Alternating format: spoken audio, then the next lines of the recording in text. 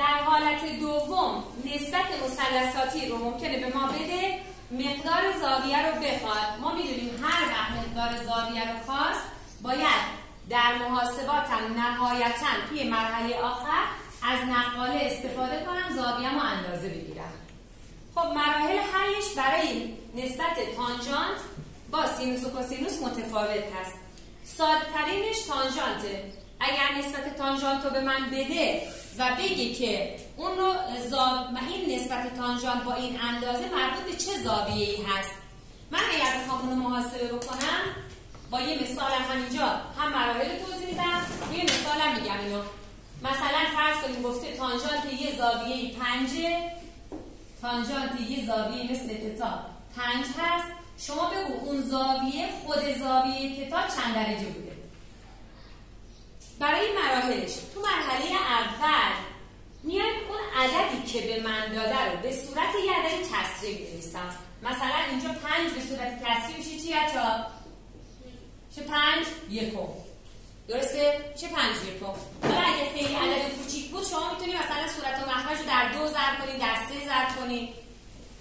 پس این مقدار با توجه به تعریف تانژانت، این 5 یکمه 5 در اصل اندازه ضلع مقابلم هست و یک اندازه ضلع مجاور هست.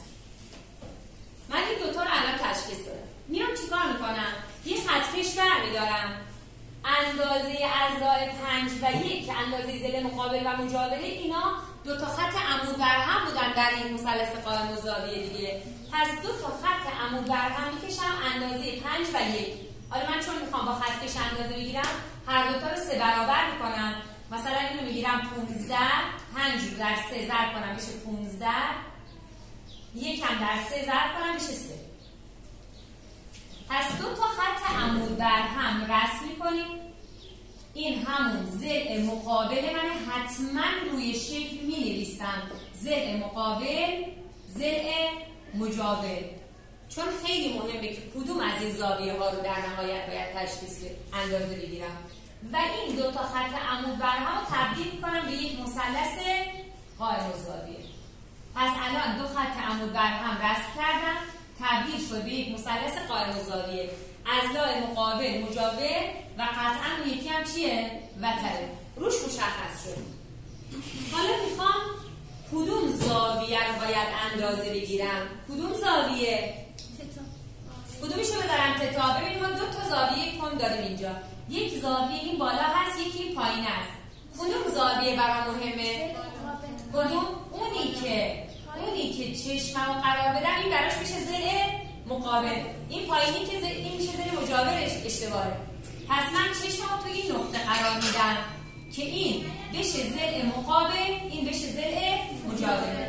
حالا نقاله رو برمیدارم، این زاویه رو اندازه میگیرم. چجوری اندازه میگیریم؟ ببینید مرکز نقاله رو در رأس این زاویه تتا قرار میدم. این ضلع بر خط داخلی نقاله باید مماس باشه. زاویه هم تقریبا الان میشه 78 درجه. یعنی من زاویه‌ای که اندازه گرفتم، این زاویه مقدارش چند درجه است؟ 78 درجه. پس اندازه زاویه تتا بهترین محاسبه شد. تونستم اندازه بگیرم. در مورد نسبت تانژانت خیلی راحت ترین مورده. چرا؟ چون شما ضلع مقابل و مجاورتون دو تا ضلع عمود بر همن. همیشه اضلاع مقابل و مجاور دو تاشون بر هم عمود هستن. پس من این دو ضلع عمود بر هم تبدیل به مثلث کردم. فقط نکته بسیار مهمش اینه که حتما روی اضلاع بنویسیم وقتی که اندازه گرفتیم، بنویسیم کدوم مقابل کدوم مجاوره تا بدونید چشمتون تو کدوم از این زاویه های تند قرار بگیره و من کدوم رو اندازه بگیرم، وگرنه دیگه بقیه محاسبش کاری